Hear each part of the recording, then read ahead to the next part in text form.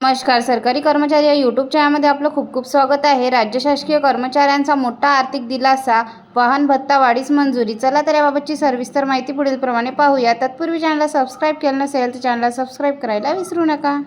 वाहन भत्ता वाढीस राज्य सरकारने मंजुरी दिल्याने एप्रिल वेतनासोबत वाढीव भत्ता मिळणार आहे. हा वाढीव भत्ता कोणत्या कर्मचाऱ्यांना मिळणार या संदर्भातील सविस्तर माहिती खालीलप्रमाणे पाहू शकता. प्राप्त माहितीनुसार मुंबई पालिका प्रशासन अंतर्गत अनुदानित शाळांमधील शिक्षकांच्या प्रवास भत्ता वाढीस प्रशासनाने मंजुरी दिली आहे.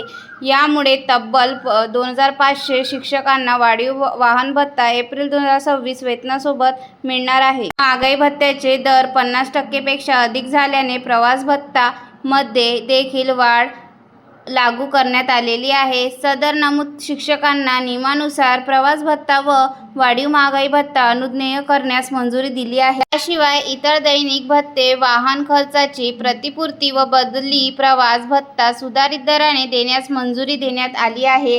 या निर्णयामुळे पालिका प्रशासन अंतर्गत कार्यरत 2500 शिक्षक कर्मचाऱ्यांना राज्य सरकारप्रमाणे वाहन भत्ता, इतर देय भत्ते व 7वा वेतन आयोग थकबाकीची रक्कम अदा केली जाणार आहे. धन्यवाद.